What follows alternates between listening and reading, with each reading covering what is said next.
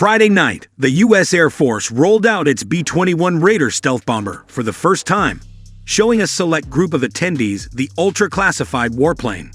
The Raider represents an update to the quarter-century-old B-2 Spirit flying wing, but it will be bought in sufficient numbers to replace much of the current inventory, including not just the B-2, but the non-stealthy B-1B bone.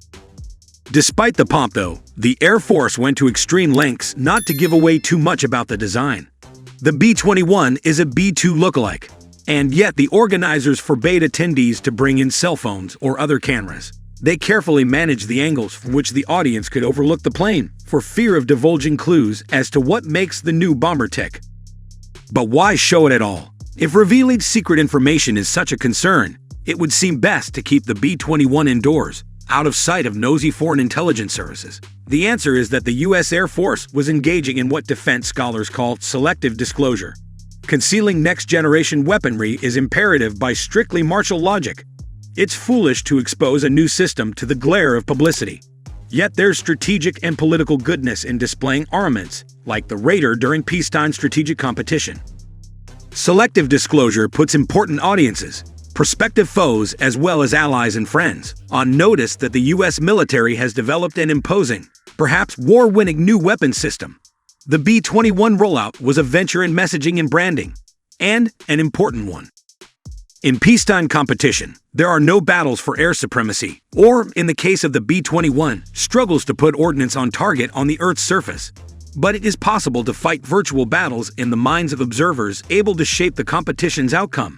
If influential observers believe a potential combatant would have won in wartime, it wins a peacetime showdown. Strategist Edward Luttwak makes a couple of related points. 1. Military hardware, planes, ships, tanks, amount to black boxes in peacetime. Presumably, you know a great deal about your own armaments, but foreign intelligence services can only estimate what your armory can do in action. In other words, they have to extrapolate from scraps of data. The fewer the better. They can peer at the outside of an aircraft, like the B-21, once it becomes operational, but they can't peek inside, exploring its innards to glean detailed information and insight about its combat efficacy. The black box dynamic has been in force since the inception of mechanized warfare, but it's doubly relevant in this age of artificial intelligence and machine learning.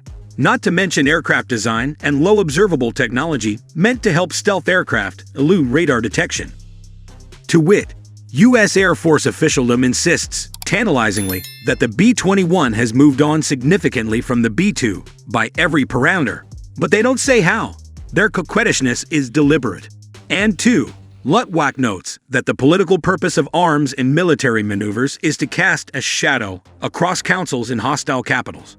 By flourishing expeditionary air forces, fleets of ships, or ground force divisions in an impressive manner, U.S. commanders attempt to convince an antagonist it would be the likely loser in a trial of arms. A rational antagonist would abjure a confrontation if persuaded it couldn't win.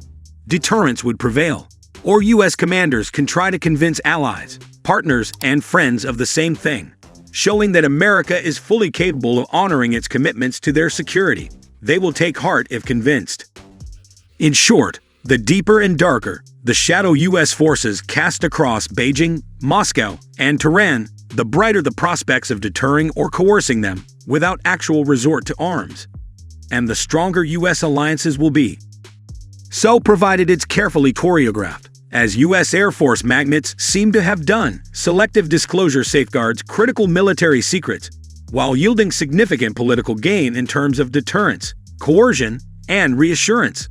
It balances martial necessity with political entrepreneurship. Give red teams something to guess about, and keep them guessing.